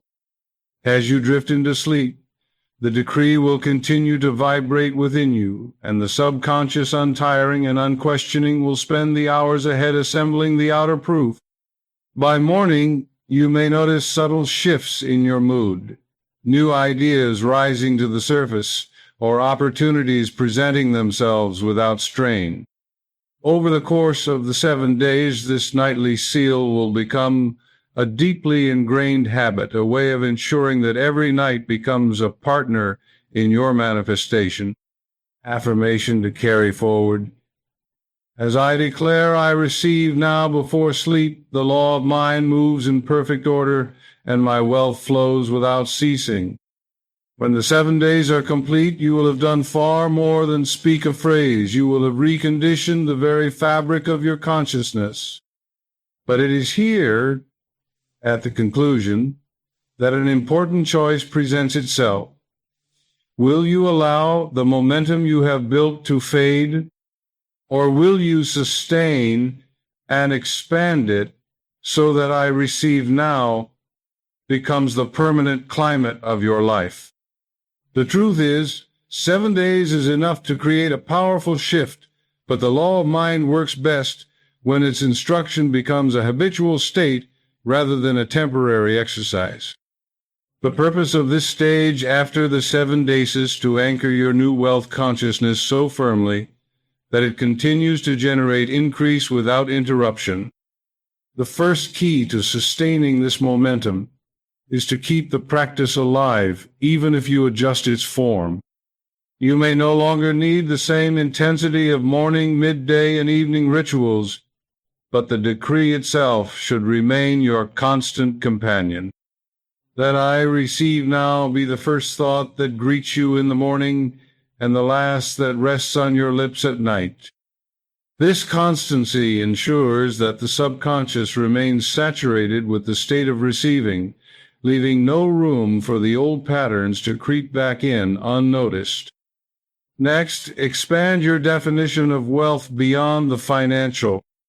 Recognize that the same decree can open the flow of health, love, creative inspiration, peace of mind, and any other form of good that is part of your divine inheritance. When you see "I receive now" as a universal key, you will naturally use it in every area of life, and each demonstration of its power will reinforce your faith in the law. This creates a self-sustaining cycle. Your results build your belief, and your belief multiplies your results. It is also essential to remain vigilant about the words you speak and the thoughts you entertain. After the 7 days, you will likely find that you are more sensitive to scarcity talk both from yourself and from others. Guard this sensitivity. It is not a burden. It is a sign that your inner atmosphere has changed. When you notice such talk, do not engage with it or attempt to argue against it. Instead, quietly reaffirm your decree and return to the truth you have installed. I receive now. In this way, you keep your inner channels clear, even in the presence of contradictory outer conditions. Finally, practice gratitude daily, not just for the wealth you see, but for the wealth that is still in the unseen, knowing it is already on its way. Gratitude is the companion of receiving. It is the emotional proof that you have accepted your good. Even the smallest acknowledgement of abundance will multiply its presence in your life, and the more you give thanks, the more you will find to give thanks for. By carrying forward the essence of the 7-day plan into your ongoing life, you ensure that the transformation you have experienced is not a passing high, but a permanent elevation. The decree will no longer feel like a practice. It will feel like the natural language of your soul. And in that state, the law of mind will continue to work in your favor without ceasing, bringing into form the endless expressions of divine wealth that are already yours. Affirmation to carry forward. I receive now as the air I breathe, the truth I live, and the law that governs my ever-expanding good. The final dimension of this work is community and circulation, for wealth to remain vibrant and ever-increasing must be kept in motion. Just as a river grows stagnant when its flow is blocked, so too does abundance lose its vitality when it is hoarded, feared, or withheld from the channels through which it is meant to pass. You have spent 7 days opening yourself to receive, but the law of circulation reminds us that receiving and giving are not separate acts. They are two sides of the same current. To give from a place of joy and faith is to affirm that your supply is endless, and in doing so you create a vacuum that the universe rushes to fill. This giving need not always be financial, though financial giving is a potent demonstration of trust in the law. It may take the form of time, attention, encouragement, or skill freely offered. The key is the spirit in which it is given, without strain, without calculation, without the lingering thought of loss. When you give while silently affirming, I receive now, you are sending a message to your subconscious that you are already full, already supplied, already in possession of more than enough to share. That message is a seed, and the harvest will inevitably return to you, often multiplied in ways you could not have predicted. In community, this circulation becomes a magnifier. Surround yourself with those who speak the language of abundance, who honor your decree and reflect it back to you through their own demonstration of faith. When you share your experiences and hear the victories of others, your belief in the law is reinforced, and the group's collective energy amplifies each member's manifestation. In the early Christian communities, they called this koinonia fellowship, in which each person's good was seen as a blessing to all, and the sharing of resources was a joyful expression of unity with the divine source. To make circulation an intentional part of your wealth practice, begin by setting aside a portion of what you receive, whether it is money, time, or resources, to give in a way that feels inspired. Let it be an act of celebration, not obligation. As you give, speak your decree inwardly or aloud, I receive now. This keeps you in the receiving mode even in the act of releasing, and it prevents the mind from slipping into the old habit of measuring or fearing loss. Over time, you will notice that giving becomes as natural and satisfying as receiving. The flow between you and the infinite storehouse will feel seamless, and the evidence of increase will appear not only in your own life but in the lives you touch. This is the ultimate expression of divine wealth, not merely to accumulate but to circulate blessings so that the abundance of the kingdom is made visible on earth. Affirmation to carry forward. As I give, I receive now. My wealth flows outward in joy and returns to me in multiplied form.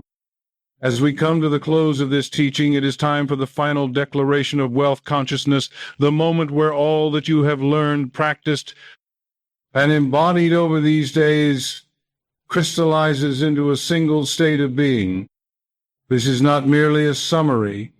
It is a spiritual sealing, a conscious decision to live henceforth as one who knows not hopes, not wishes, but knows that they are in unbroken union with the source of all wealth.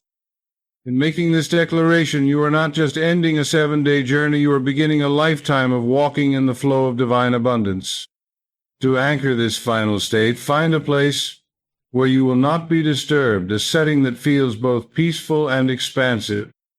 Stand or sit with your spine straight and take a few deep breaths. Each inhale drawing in the sense of infinite supply, each exhale releasing every trace of scarcity from your mind and body. Then speak your decree, I receive now 3 times, slowly, with the full awareness that you are not commanding something to come to you from a distance, but affirming that it is already here, woven into the very fabric of your existence. After the 3rd repetition, close your eyes and let your mind drift over the tapestry of proof that has unfolded in your life, whether in the form of tangible gains, subtle shifts in mood, unexpected opportunities, or new connections. Let gratitude rise naturally, not as a forced exercise, but as the inevitable outpouring of recognition. You have seen the law at work, you have felt the shift in your consciousness, you have stood at the threshold of receiving and stepped boldly into it. Now extend this awareness forward. See yourself moving through the days ahead with the same calm authority, the same readiness to receive in every moment. Picture conversations that lead to open doors, investments of time or money that yield increase, inspired ideas arriving at the perfect moment, and the quiet certainty that you never walk alone in the work of your abundance. With each scene, hear yourself saying, I receive now, not as a wish or a technique, but as the natural heartbeat of your life. To seal this declaration, speak aloud. I am one with the infinite supply of God. I live in the flow of abundance. I receive now, and my wealth is ever expanding. Let the words settle into you like roots going deep into fertile soil, ensuring that this state cannot be shaken by outer conditions.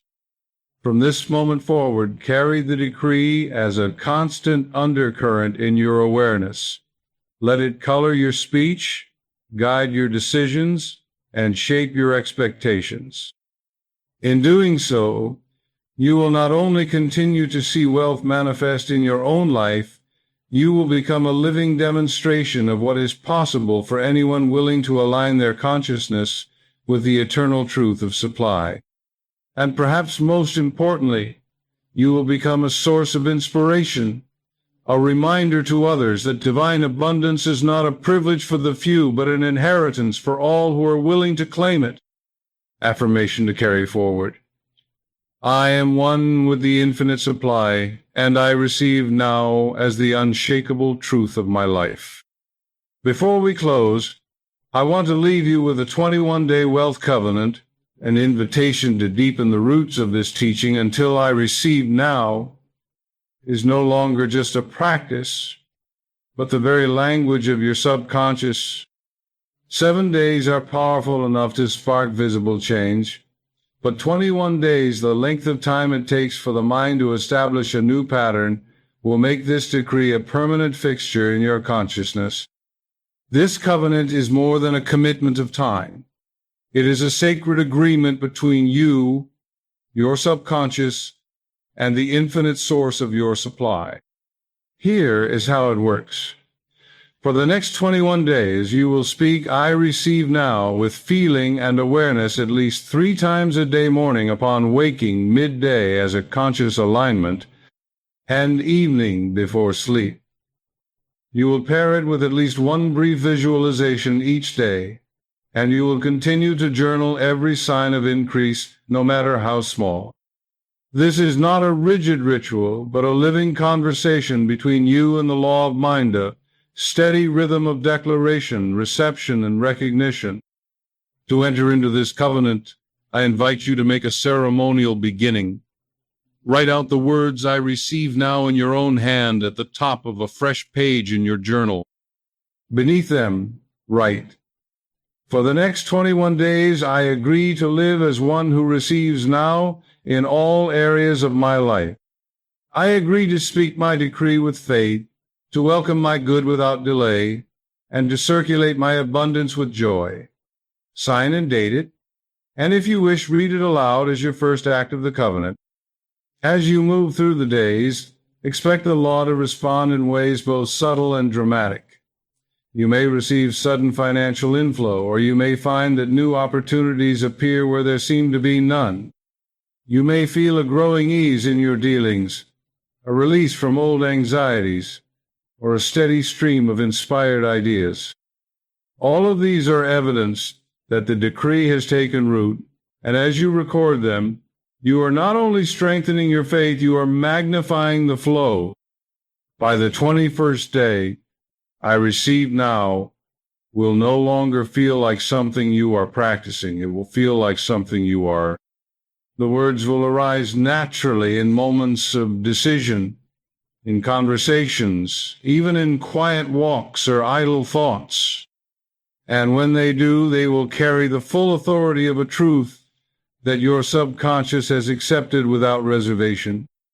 At that point, you will have crossed the line from hoping for wealth to living in the consciousness of wealth, and the law will continue to fulfill that state without end. To seal this covenant in your awareness, speak aloud. For the next 21 days and beyond, I receive now. The flow of divine supply is unbroken, and my life is a testimony to the abundance of God. Affirmation to carry forward. I receive now for 21 days and all the days that follow, and my wealth is without limit. As you step fully into this covenant, I invite you to hold in your mind the vision of yourself as a living demonstration of divine wealth. This is the final layer of our work together, not merely to speak the words, not merely to witness their results in your own life, but to embody them so completely that your very presence becomes an unspoken declaration. I receive now. When this truth is written so deeply in your subconscious that it radiates through your expressions, your choices, and your interactions, you will find that you no longer need to convince anyone of the law's reality. They will see it in you, and they will be moved to inquire. This is where your influence expands beyond your own experience. Every time you model ease instead of anxiety, generosity instead of grasping, gratitude instead of complaint, you are silently teaching others the vibration of receiving. You will discover that people are drawn to you without always knowing why. Your calm certainty in the abundance of life will act as a lighthouse to those still navigating the fog of scarcity thinking. When they ask, you can share your 3 words, not as a trick or a gimmick, but as a sacred key that has opened the storehouse for you and can do the same for them. This embodiment is also the surest way to sustain and expand your own flow. The law of circulation operates on more than physical exchange. It moves through attention, through intention, through the energetic imprint you leave on every situation. When you walk into a room already anchored in I receive now, you shift the atmosphere. Opportunities seem to cluster around you. Conversations bend toward possibility. Resources find their way to your hands because you are a safe, open channel for their movement. One of the profound shifts you will notice in this stage is that the distinction between practice and life dissolves. You are no longer setting aside time to step into wealth consciousness. You are living from it in every moment. Whether you are speaking to a client, making a purchase, offering your help to a friend, or simply enjoying a quiet moment alone, the undercurrent remains. I receive now. And because your subconscious has fully accepted this as your identity, it will continually arrange your circumstances to mirror that state. It is here the divine wealth moves from being an experience you occasionally visit to a home you permanently inhabit. The more you live as this embodiment, the less you will feel the urge to question, to push, to hurry. You will know without needing to remind yourself that the flow is constant, that the supply is infinite, and that you are always in position to receive. And from this place, your life will not only prosper, it will inspire. Affirmation to carry forward. I am the embodiment of I receive now. My life is the visible proof of God's endless supply. Now, let us bring this journey to its completion with the closing benediction of wealth, a spoken blessing designed to weave together every truth you have received, every shift you have experienced, and every channel you have opened during our time together. A benediction is more than a farewell. It is an energetic sending forth, a consecration of your path from this point forward. It is the final brushstroke on the canvas of your new identity, ensuring that I receive now remains not only a phrase you speak, but the perpetual current in which you live. Before you speak it, take a quiet moment to reflect. Look back over the ground. You have covered the illusions of scarcity. You have dissolved the laws of abundance, word, and acceptance. You have mastered the testimonies that have shown you what is possible, and the practices you have made your own. Feel the continuity of this work in your body, as if the threads of each lesson have been woven together into a robe of light that now clothes your consciousness. You are not who you were when you began.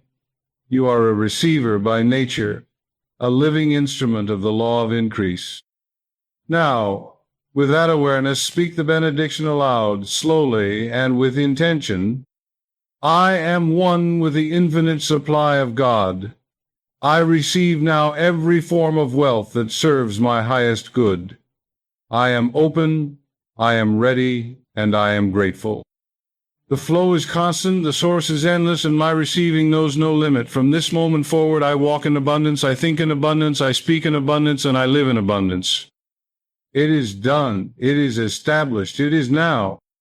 Let the words settle into you, not as something you hope for, but as something you have claimed beyond all doubt. Imagine them radiating outward from your heart into your surroundings, blessing every aspect of your life, your work, your relationships, your finances, your health, your home. See the ripple extend beyond you, touching the lives of those you encounter, inspiring them to step into their own state of receiving. The benediction is your final act of alignment in this teaching, but it is also the first act of your life lived fully in the awareness of divine wealth. You carry it with you into every conversation, every transaction, every quiet moment of gratitude. And as you do, the law of mind will continue to unfold its perfect work, bringing into visible form the abundance that has always been yours. Go forward then, not as one who is learning to receive, but as one who has already received and continues to receive without end. For the source within you is infinite, and the channel you have opened can never close again. Affirmation to carry forward. I receive now, and I live in the unending benediction of divine abundance. Before we part, I leave you with a charge to share the key, for the law of circulation applies not only to money and resources, but also to spiritual truth. What you have received here is a seed of immeasurable value, 3 words that have the power to rewrite destinies, dissolve years of limitation, and open channels that have been closed for generations. The final act in sealing your wealth consciousness is to pass this seed along, not indiscriminately, but with the discernment and love of one who understands its sacred nature. When you share I receive now with another, you are not merely giving them a technique. You are inviting them into a shift of identity, a reintroduction to their own divine inheritance. And just as your own practice has been magnified by hearing the testimonies of others, your faith will deepen as you witness this decree working in the lives of those you teach. The law of mind responds to teaching with the same generosity it responds to giving. The more you pour out, the more you will find yourself replenished. But Let your sharing be done in the spirit of empowerment, not persuasion. You do not need to convince anyone of the truth. The law requires no defense. Instead, embody the results so fully that your life itself becomes the evidence. When people ask you why you carry such peace, why opportunities seem to flow toward you, why you move through life with such certainty, then share the 3 words and share them as you receive them. With reverence, clarity, and the assurance that they work when spoken with belief. You may choose to gift the decree to a loved one going through hardship, a colleague seeking a breakthrough, or even a stranger whose spirit you feel is ready for more. When you do, remember to give them not just the words, but the understanding of how to use them morning, midday, and night with feeling and expectancy. Encourage them to journal their evidence, to visualize their receiving, to speak the words until they become the soundtrack of their being. In doing so, you are not only blessing their life, you are reinforcing your own alignment with the law of abundance. And here's the mystery you will soon witness. Each time you share the key, your own channels of receiving will open wider. The very act of giving this truth creates a demand upon the law to pour back into you, often in ways that surpass the blessing you have passed on. This is why the ancient wisdom says, freely you have received, freely give. In the circulation of truth, everyone increases. So let this be your charge. Guard the words as sacred, live them as reality, and share them as a gift. In this way, I receive now will not end with you. It will multiply through you, echoing into countless lives and generations, until the truth of divine supply becomes as natural to all as the air we breathe. Affirmation to carry forward. Freely I have received, freely I give, and my receiving is multiplied without end. As an epilogue of remembrance, let this final reflection serve as the thread that ties together every lesson, every practice, and every shift you have embraced in this journey. We began by confronting the illusion of scarcity, pulling back the curtain on the deeply rooted beliefs that had quietly shaped your experience of wealth. We move from that diagnosis into the unveiling of spiritual law truths that have stood since the beginning of time, waiting for your recognition. From there, we unlock the structure and meaning of the 3 words, I receive now, each one a key in its own right, and together a formula for instantaneous alignment with abundance. You have walked through the testimonies of others who dared to use this decree and witnessed how swiftly the law responded. You have been given the framework of the 7-day integration plan, a disciplined rhythm of morning, midday, and evening practices, journaling, and conscious declaration. You have understood the importance of sustaining your momentum beyond the 7 days, anchoring the decree into your identity until it is no longer something you practice but something you are. And you have been entrusted with the sacred duty of circulation, allowing the wealth you receive, both material and spiritual, to move outward in joy so that it multiplies for all. In this epilogue, I want you to see yourself as the author and the audience of your own testimony. There will come a day not long from now when you will look back and marvel at the gap between where you stood before these words and where you stand now. You will recall the moments when you chose to declare, I receive. Now, instead of sinking into doubt, when you paused at midday to realign instead of letting fear take root, when you recorded a small piece of evidence that later proved to be the doorway to something greater. These moments are not small. They are the foundation stones of a life built in partnership with the infinite supply. Carry this remembrance with humility and with certainty. Humility because the source of your wealth is larger than you, infinite and eternal, and certainty because you are inseparable from that source. Never again think of wealth as something you chase. for you have learned that it is something you allow.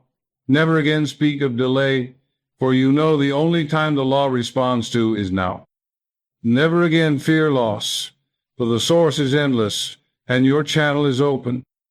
Let this epilogue be your standing order to the subconscious. I receive now is my permanent state.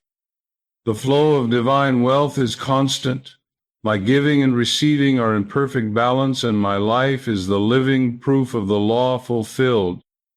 Take these words and write them somewhere. You can see them daily, not as a reminder to do the work, but as a celebration that the work is already done. Affirmation to carry forward. I receive now, I live in abundance, and this truth is the unshakable foundation of my life.